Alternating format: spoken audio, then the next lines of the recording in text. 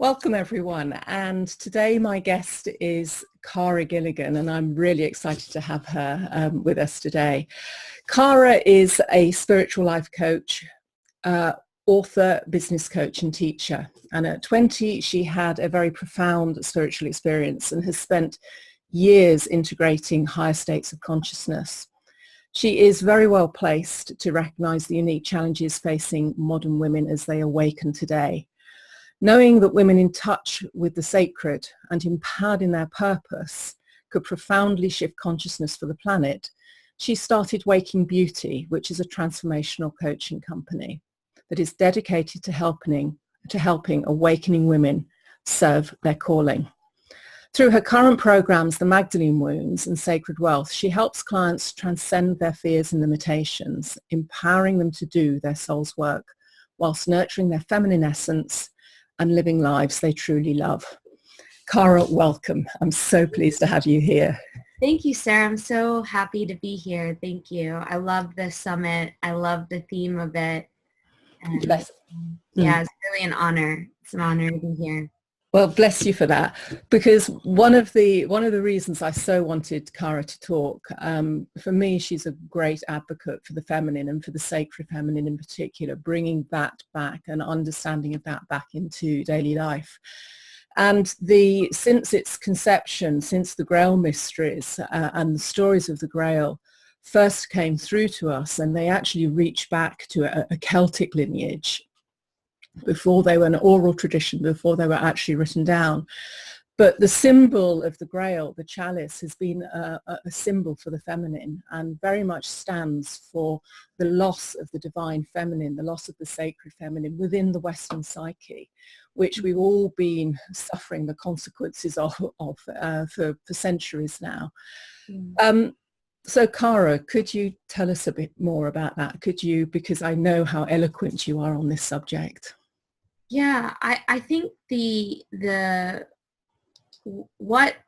many aspects that we experience this loss of the sacred feminine from obviously the way we treat our bodies and the way we're treating the earth, and we can see it woven into our sociocultural belief systems, our education systems, our healthcare systems, et cetera, et cetera.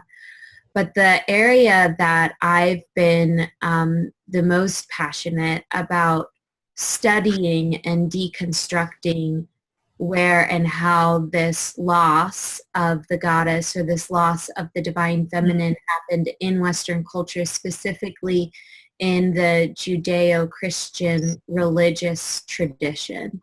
So, this is the tradition of my people and my ancestors. It's something that I think a large percentage of the Western world really holds as a foundation of their mythology and their belief systems and their consciousness. And of course, we have 3 world religions that were created from it: Judaism, Christianity, and Islam. And all 3 of them are what we noticed is there is a deep kind of stripping of any goddesses, any mention of the sacred feminine, and there is one kind of masculine god that is worshipped in all 3 of these religions. And so what I help women and now also men do is understand on both a historical and a metaphysical level what this has done to shape our consciousness in such a way that we're very, very deeply programmed, even just through, the basic creation myths, like the story of Adam and Eve with, Eve and the serpent kind of casting the world into sin. And when you look into the history of Mesopotamia and the Middle East, there were many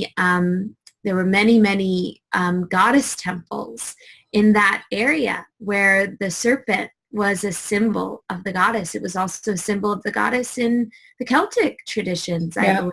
When you hear about, St. Patrick's kind of chasing the snakes out of Ireland, that's what they're referring to. Yeah.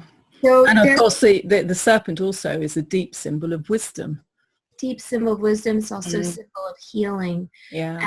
And so when I teach the Magdalene Wounds course, what we are going through in that particular creation was I was looking, Spirit kind of sent me Mary Magdalene as a teacher for myself.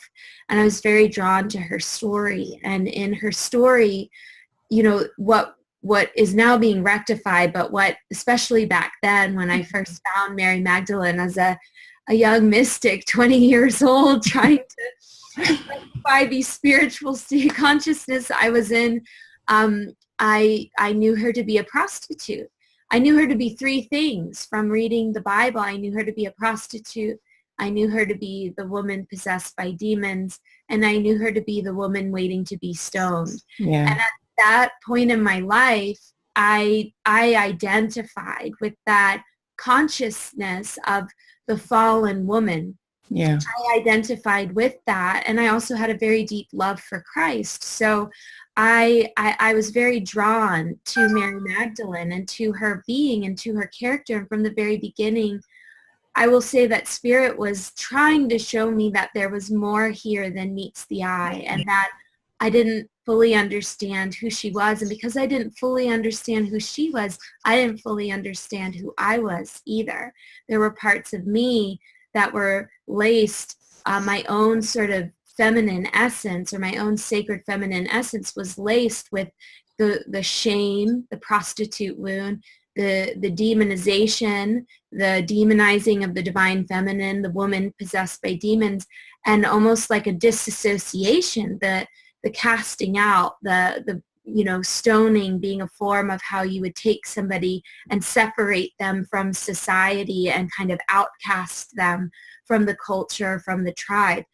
And I realized, as I went through my own healing journey with Mary Magdalene, I realized very deeply how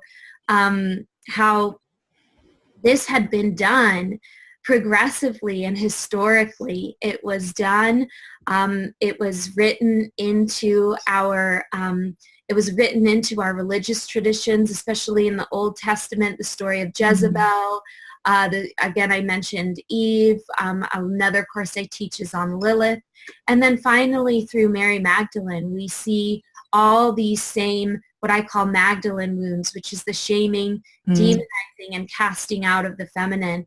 And so I started to get very, very curious. And I started to be like, okay, I want to know, how do we lift this from ourselves? Because I was still carrying that, and it meant that I sort of took this journey through the three kind of shadow archetypes, which were the prostitute, I call the demonization, the bitch, and the casting out the witch wounds. And I took this journey into really exploring those archetypes. And there's one that I really want to talk about in particular, which is the prostitute wound, because Mary Magdalene was labeled a prostitute. Yeah.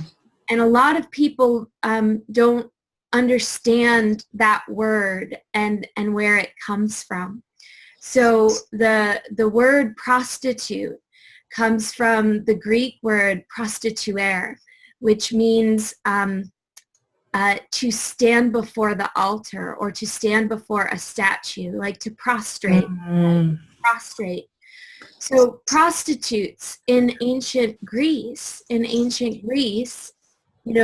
before the times of Jesus, before the Roman Empire, prostitutes were priestesses. That is what that word was describing. It was describing a priestess, a woman that was sacred to the goddess. Yeah. And what happened is that, and there's many, many levels of what happened, but what I had been told by one of my teachers who told this story to me is that it wasn't men that took the word prostitute and reduced it to what it means now. It was actually other women, because, you know, you would have the generals and the men and the politicians going to these temples making offerings, because you would make an offering to the goddess at the temple, and you would be giving wealth, right? You would be giving offering of some kind to the temple, and then they would oftentimes take counsel, you know, with a priestess or with a high priestess for sometimes spiritual guidance, direction, and sometimes also healing. And to me, I believe that, and I'm sure there was, you know, levels of corruption that were going on in terms of like the connection between the men and the priestesses. I'm sure, like, we're all human. Yeah. But I really believe that ultimately the main focus of that, you know, those healing rituals and those healing ceremonies was for what it really is, which is to heal, which is to heal the soul. And it was other women and the jealousy and the, you know, probably, you know, abuse that happened in the temple system and this that eventually sort of tore that word down to mean what it means today. And as we see, if we track historically through Greece, through Israel, through the Middle East, and then through Rome, what we see is a progressive sort of stripping away, tearing down of these temples, tearing down of the belief systems, writing in the exact opposite of honoring, you know, the divine feminine, or women who were devoted to the divine feminine as priestesses, until, you know, the Romans made their way up into England, and then the Grail was lost. It was. By the Celts. And so you know, so I think there is a lot that we can do to really educate ourselves and kind of lift the veil at this time, and to look at what we've lost, you know, like that's something I'm sure you're talking about on this summit. But what do we lose when we lose culturally as an entire people? What do we lose when we lose consciousness of the feminine as sacred, meaning the feminine as divine, the feminine principle as divine? Because one of the things that I teach is the feminine, yes, it's deeply connected to women, but the feminine is connected to all of us. It's connected to men. It's a balance, isn't it? Right. We all have both masculine and feminine energy in us. But it's more the feminine side of ourselves that is not seen as sacred, or is not seen as worthy in our culture. And granted, this is changing. It's changing. We're waking up.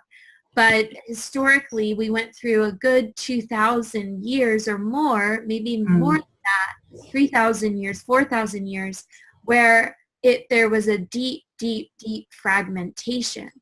And what happens when you disassociate from the feminine, when you demonize the divine feminine, when you lose connection to your body. So this is all put into the Judeo-Christian programming, the sins of the flesh, the body isn't sacred anymore. Nature, the earth is no longer sacred. So, you know, the Druids and the Celts and the indigenous European tribes that were around, and even before that time, the original tribes in Greece and the tribes in the Middle East, you know, there was a worship of nature that went on. There was deep connection. Right. There was an honoring of nature as being sacred. And when you take the divine feminine and the feminine principle is no longer sacred, we lose the consciousness of nature as being a magical, living, sacred, intelligent being in many ways. And this is what the Druids knew. This is what most of our indigenous ancestors do. And the indigenous people that still remain today, they still hold that, but they're few and far between now, unfortunately. The disconnection is, it feels like it's so complete within our society. It is this, I mean, people like you and I are busy trying to weave it back together again, aren't we? And reconstruct what we've lost. Yes. Yeah, that deep understanding. Because it affects every strata of society. And it's been, I mean, in doing some of the work that I've done with you, I've really come to realize how deep this wound goes. There's so much around the way we are conditioned, brought up as women in a very male-based and male-run society. There are things we take for granted, we just assume is the norm, and actually when you look deeper at it, and it's one of the things you're so good at exposing, and not, I have to say to any of the men listening, in a male bashing way at all, because it is about balance. It's about the sacred feminine and the masculine coming back into balance, to work together, to work equally. But one of the things that I've realized is that you know, even at my age, there are so many ways I dishonor myself, and I, you know, I've spent a lifetime not realizing it. I dishonor the feminine energy within myself because I've been brought up to honor the masculine aspect of who I am, but not the feminine. Exactly. And it's a deep, deep wound to us all.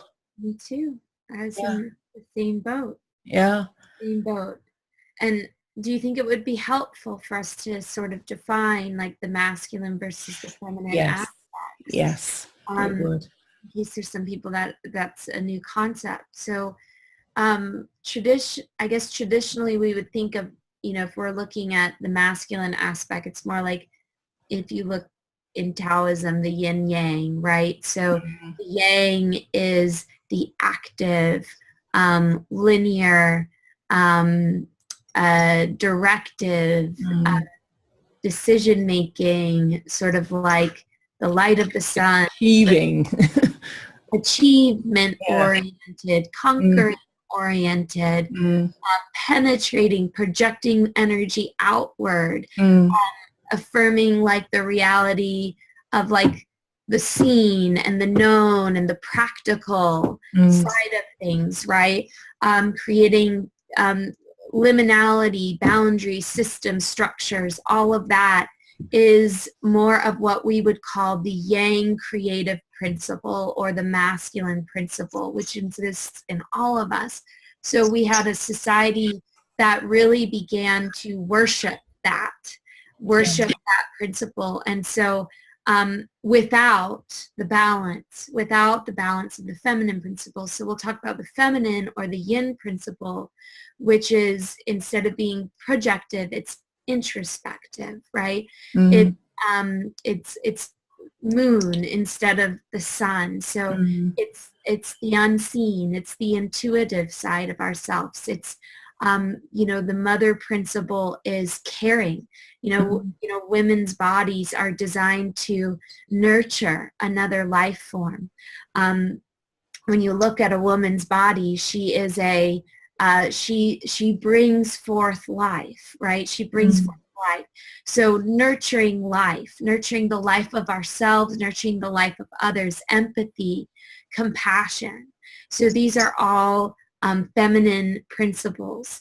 And then even, you know, the material, the matter, the nature side, instead of heaven or the abstract or the ultimate, you're looking deeply into the subjective, the here and now, the material plane. And matter comes from mother, you know, so these things here. And when we stopped honoring this as also sacred, you know, we lost some of our intuitive and our feeling and our compassionate natures. We lost some of our mystical and introspective nature as human beings. We lost the sacredness of the land. We lost the sacredness of the body, and we lost the sacredness even of the self. You know, Yes. the individual subjective self versus the ultimate God. And it's not that we want to like just make all this sacred at the expense of this. What it's exactly what you're saying, Sarah. It's about finding that balance. And I know you have so many, you know, fascinating ways of connecting these teachings into the Grail mysteries. You know, like I'm thinking about those Grail nights, like questing for the lost Grail. Yeah. And there's connections to that lost Grail, specifically being Mary Magdalene in relationship to Jesus, in relationship to the fact that this this incarnation of this, you know, divine Son of God came with a counterpart, which was the daughter of the goddess as well, and that there was a sacred bond, a sacred relationship between the two of them that was the balance of the creation. And so you know, and some people believe that many of these stories surrounding the Grail and the lost wisdom of the Grail, yes, it means the lost wisdom of the principle, which came through conquest of the, you know, the Roman Empire really coming in and doing the conquest, but also that at some point there were people in England and Ireland and Europe that knew that there was a lie being told in that conquest, that there was a mystery, and that mystery needed to be uncovered. And you know, I believe that mystery is Mary Magdalene, is the Magdalens, and are the Magdalene mysteries. The Magdalene mysteries are really one with the search for the Grail. Yeah, I think it's no great coincidence that at this particular moment in time, where there is at every level a resurgence, it's like a rebirth of the feminine, that the Magdalene mysteries have come through you, and the Grail itself, the acknowledgement of the Grail and the Grail stories really are beginning to play very, very large in people's minds. At a symbolic level, the symbolism of all this is playing out. And of course, we now have a movie. I mean, the Vatican themselves redeemed Mary Magdalene only in the last few years, acknowledged that actually she had been very badly treated, a lot of propaganda, as it were, against her. And there's a movie coming out, isn't there, that is aiming to put right. Yeah, I don't know if it came out in the UK. It's been held up here in the States because of the Harvey Weinstein scandal, and it's his production company and distribution company that was distributing the film. And so we may not get it in theaters. Yeah. You don't know. So did you guys get it? I'm not sure, to be frank with you. I live out in the wilds, and my nearest cinema is a long way away. I think it did get to the UK. Yeah, well, I hope. Yeah, I hope it does, because I think the more people are, I mean, part of the value of things like this is it makes people question. We are fed these stories from a young age, and they become our truths. And actually, when you start to look into them, they're not the truth. They're just somebody's story. They're the conqueror's version of the story. And one of the things that we all need to do now is to begin to look for what really the truth of these things is at every single level, and to take back, to reclaim those truths and not be brainwashed. And so, I mean, the benefit of things like this coming out now is starting to make people question everything they've been told, because everything bears looking at again, doesn't it? Definitely. And, you know, that's a process that's ongoing. You know, that's a process that's ongoing, excavating and educating ourselves and becoming conscious of worlds and realms and things that we may not, like the dominant story may not be the actual story, may not be what we really need to look at in order to find those missing pieces of ourselves, to find that missing grail within ourselves, you know?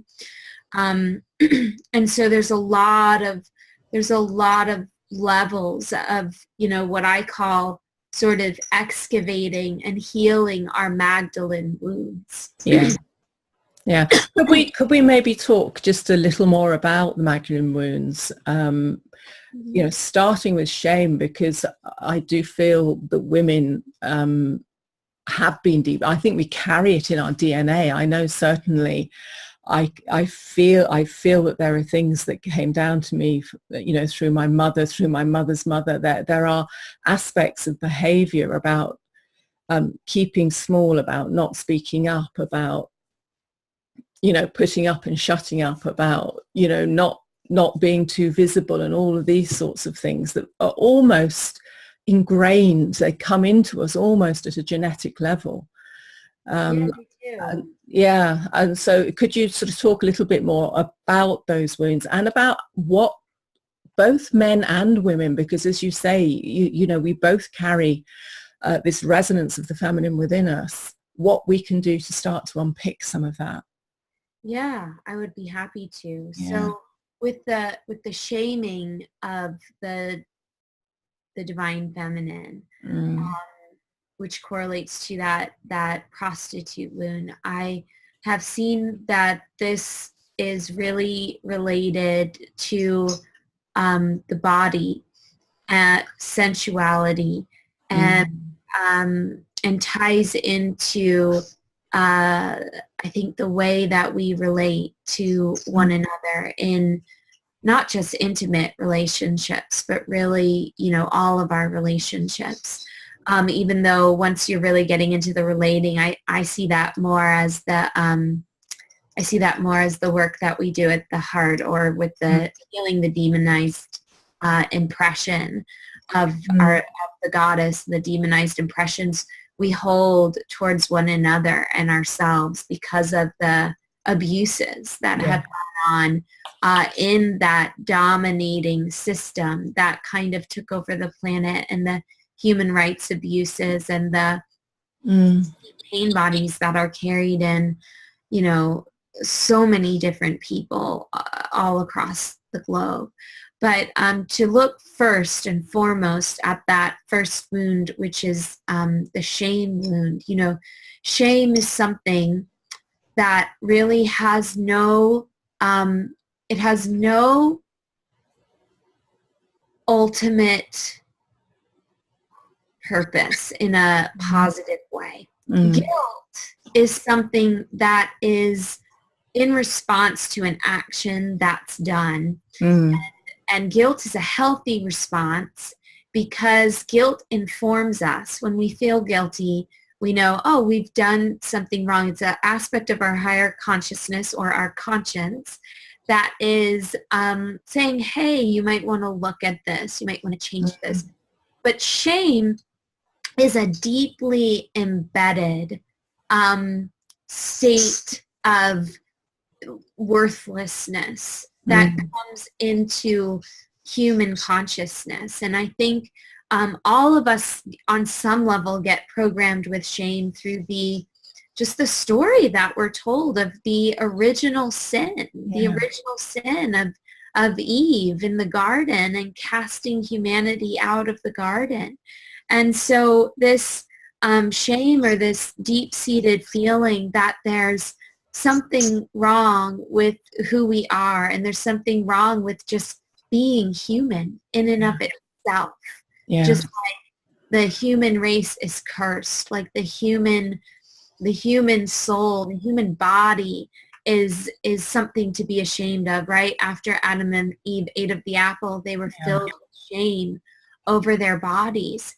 And so that first Magdalene wound of that shame, and you know, when you really get into the Magdalene wounds, I teach these not just as historical wounds, really start to study them. They become these metaphysical doorways that open us into, what it means to be human, and how to rectify the experience of the divine, the God, the self, the soul being in a realm of separation consciousness and survival and sex consciousness and all of these impressions that we receive from nature. Mother Nature, right? Mother Nature, which is this beautiful creation that's around us, but there are elements of that survival of the fittest, and the sex instinct and the social instinct and everything that has happened in the evolution of consciousness from plant and animal form into human form, where we're actually afraid on some level of our nature and deeply ashamed of it. So we demonize it, we're afraid of it, we demonize it, and we're also afraid of it.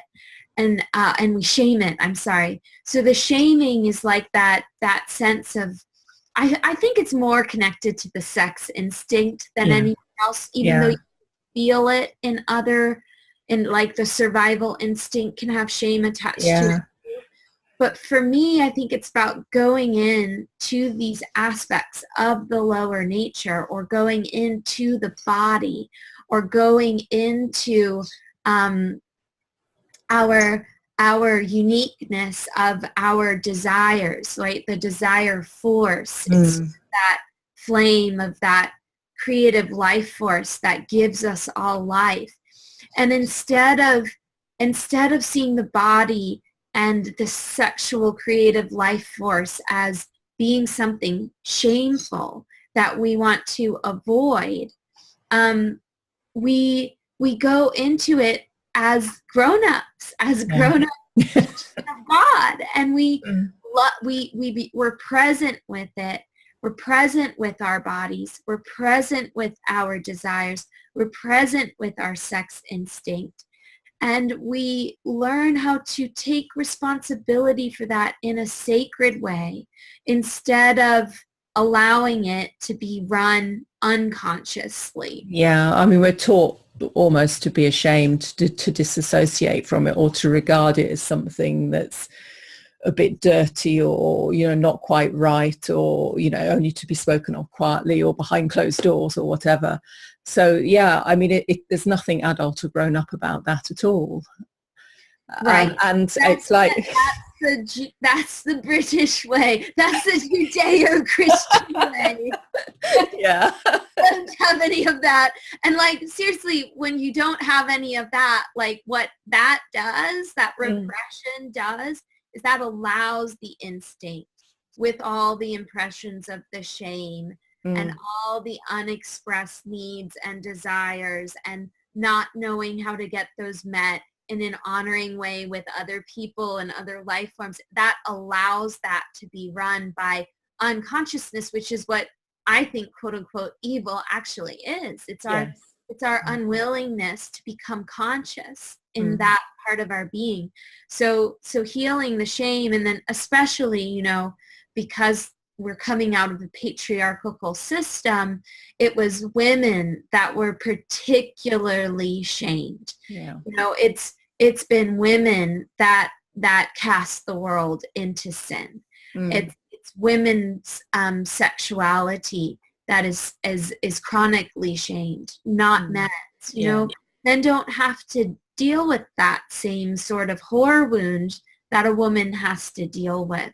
And it goes directly to your sense of self-identity. If I can remember as a child just feeling that I was never going to win simply because I was born female, and therefore I'd lost the race before I'd even taken one step in it, basically.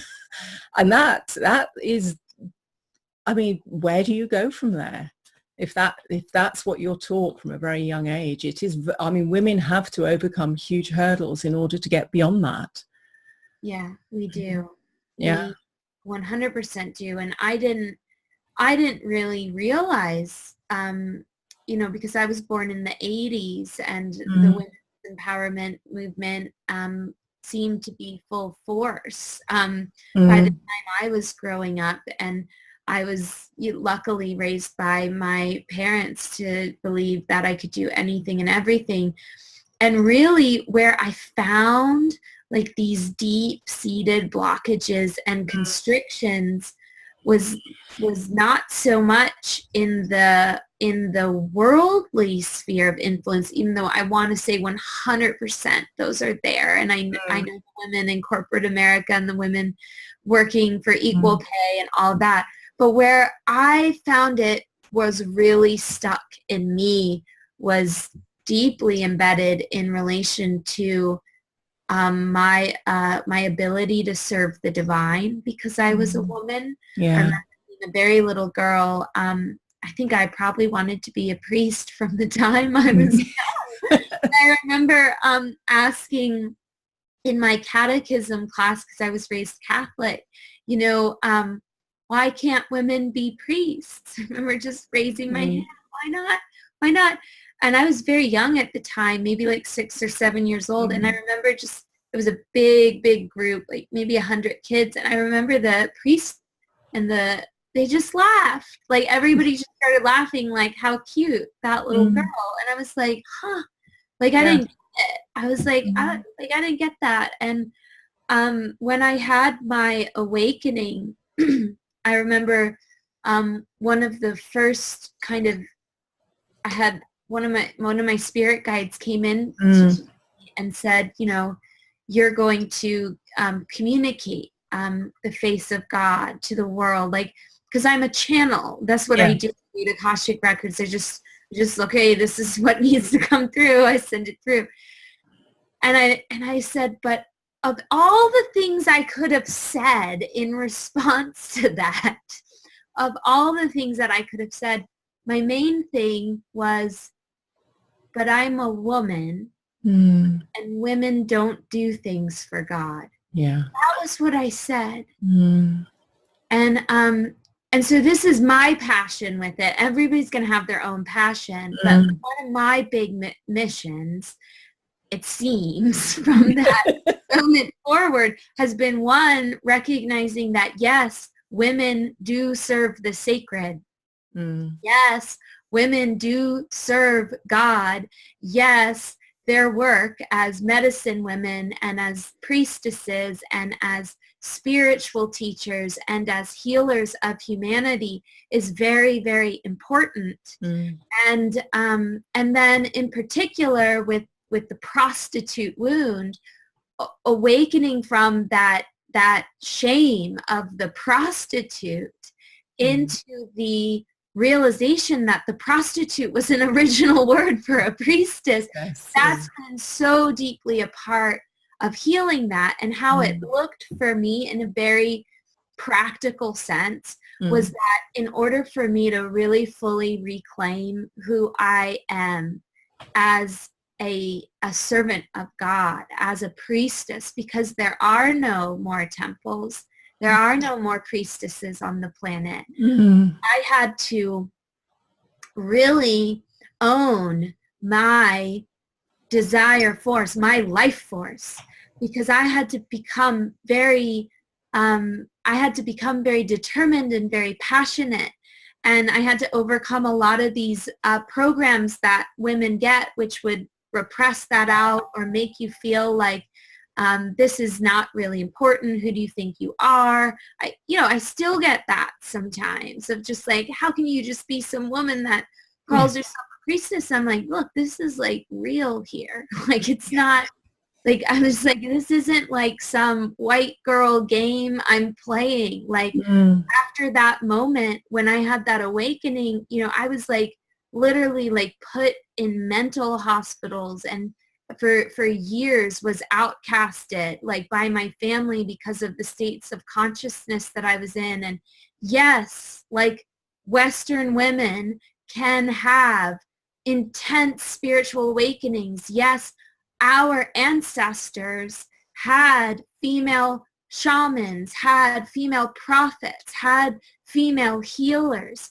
and that many of these experiences of what sometimes we look at as a mental illness, or sometimes we look at as, you know, like a woo-woo woman that, oh, don't listen to that. But I'm like, these are the women that have the medicine for our culture that's so deeply needed. And so for me, like, that's been my biggest application with the prostitute wound, and with healing the shame around it, and learning to just like reclaim my identity in that way, and then support other women to feel empowered doing that, to not feel like a fraud because this part of our ancestry rejected these traditions, and we had these Magdalene wounds over all these years, because it's more important now with the state that the planet's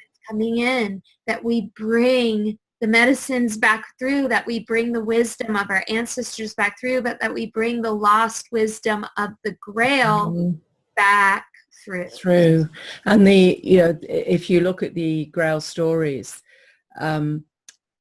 the causing of the wasteland within the Grail stories and the loss of the Grail really happened because within the land was abundant, and the land was served by the Grail Maidens, and the Grail Maidens really stood on the border between the two worlds, between this world and the other world, and they brought through the wisdom and the abundance and the wisdom of the other world into this world.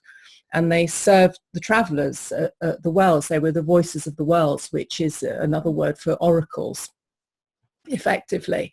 And so they would serve the travelers and sustain the travelers with golden chalices, with the water from the other world. So they were offering wisdom. And the Grail Maiden, one of the Grail Maidens, was raped by an evil king, and he stole her vessel, and his men then did the same to the others. And the Grail Maidens withdrew from the land. They withdrew to the other world, taking with them all of the blessings that they brought. So the feminine withdrew, taking all of its blessings. And the land became a wasteland. It became barren, and it speaks so eloquently to what you're saying. That, you know, the wisdom, this deep knowing, metaphysical knowing, lies within, or is very much accessible by the female. And I think I'm right in saying that even something like Tantra, it's about the male and the female coming together, the union of the two, and the male can only reach God through union with the female. It's not about one or the other doing it on their own. It's about the two coming together. But the feminine is absolutely intrinsic to the ability to find the divine within the self. Yeah, and I want to clarify that, because if you're speaking specifically in terms of sacred sexuality, yes, and there's other ways to find God other than sacred sexuality. So then, is one of them. You can find God without a woman. Just want to be clear. But yes, and most tantric and sacred sexuality based traditions should be really interesting for us to talk about why sexuality is such an important part of divine feminine mysticism. Maybe we can earmark that and have that in our next discussion. But within sacred sexuality, and this is if you look at Hindu, Taoist, Egyptian, really most of the sacred sexual traditions on the planet, the woman's sex actually holds the more transcendental, we might say, aspects of consciousness, which can be experienced in the tantric state of a sacred sexual union. And so what I mean by that specifically is that women have the womb. The womb in most of these traditions is where you find the worship of the transcendental.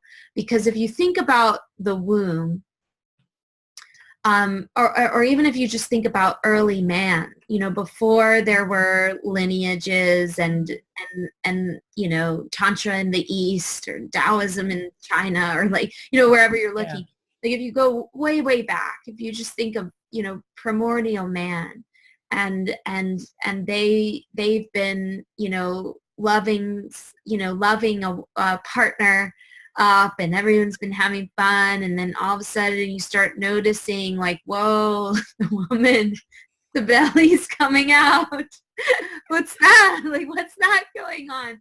And so then the man goes off for the hunt, and it comes back, and like all of a sudden, like there's a baby, like this life has come out of the woman, like another human being has come out of the woman. And it must have been like one of the most intense miracles. And so, while the men went off to hunt, the woman was bringing life into the world. And so there was a worship of the female sexuality to produce fruit, to bring forth life. Whereas like the male power was more about death. There's an aspect. So when I teach sacred sexuality, and you have to respect that power too, but the male or the masculine power, it has an aspect of it that's a killer. An aspect of it, and that's sacred. That's sacred. That's there to protect the woman and the tribe and the children, and that's there to do the hunting. Like that's a sacred aspect of masculine power. But if masculine power and the killer instinct isn't in service to the Grail, isn't in service to the womb of life, the fruitfulness of the civilization, the sacred, think about a woman's sexuality, her breasts, her womb, literally it's designed to nurture another being. So in female sexuality is the power to care for our others beyond just ourselves, which what that teaches us is compassion, right?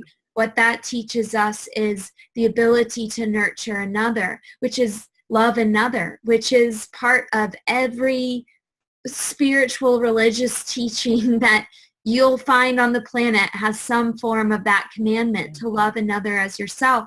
Well, it's the female sexuality that demonstrates this, right?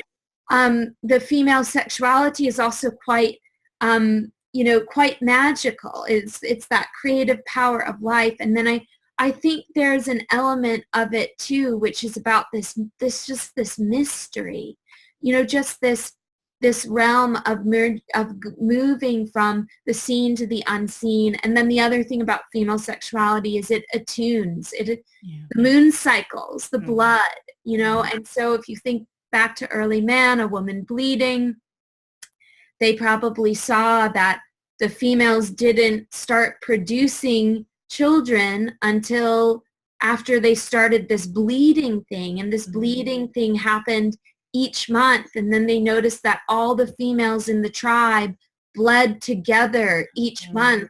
And they noticed, because they were in touch with the moon, they noticed that the women were cycling like in harmony with the moon. And like they were just like, what is this? And so before this age that we were all in, there were goddess cultures all over this planet, like all over, because that was seen as like the woman has some kind of connection with the mysticism of the cosmos, with the mysticism of the stars. Her blood brings forth life. So the blood offerings were made to the earth. And so we have all these lost mysteries, these lost womb wisdom and sacred sexuality traditions, which are really based in worship of the goddess and worship of the divine feminine.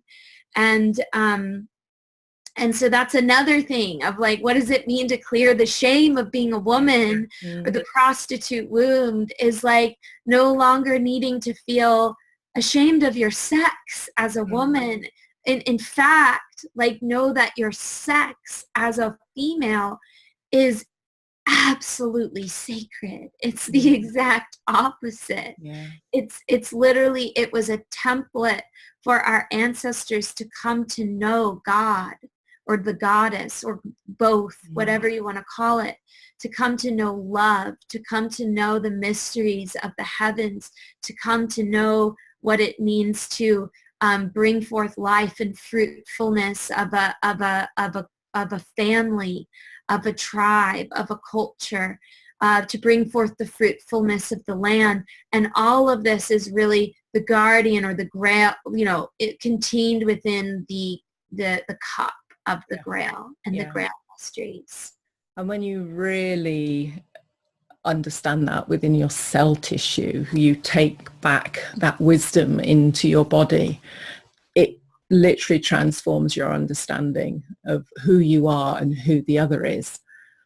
Yes. Yeah, everything then becomes sacred. And once it's sacred, you know, the ability to sort of rape and pillage the earth, not to respect other people, not to reach out and try and understand other people, it disappears. So it becomes, changing our understandings at that level is really very fundamental to changing the way we interact, not just with others and the world around us, but also with ourselves. It brings us back to that state of balance within ourselves where we can love who we are, no matter what, because we are sacred. Yeah. Male or female. Yes. Yeah. And once we get that, we really are beginning to grasp the wisdom of the Grail. Indeed. Yeah. Kara, I would love to keep talking to you. I really would. There is so much. You have so much wisdom to share, and I would really urge people, to look at the work you do and to take part in it, because I've worked with you, and it has turned things around for me at all sorts of levels. And I can only thank you for the service that you're doing to us all, because it's not easy work. There are detractors. Well, I would love to just take a moment and share too. Yes, you can come and look at my work, which is at wakingbeauty.com. I also really want to honor the women that taught me. And I think honoring the sisterhood and honoring other women is so important. So I want to also recommend Anaya Sophia, who's one of my teachers, Axia Hernandez, who also was one of my teachers, and let me think who else. Those are the two that are coming to mind right off the top of my head. And I think that it's just important for us all to, I think it's important for us all to lift each other up in this process as sisters, and reclaiming this wisdom in ourselves and in one another. And I just thank you so much for having me here on this summit, and for everybody that tuned in. Thank you. Yeah, well, thank you, Kara. And I hope that we can come back and continue this conversation at another time, because, as I said, you have so much to share, and I'm so grateful that you've taken the time out of your busy schedule to be with us today. So thank you, and bless you. Bless you too. Bye. Yeah. Bye.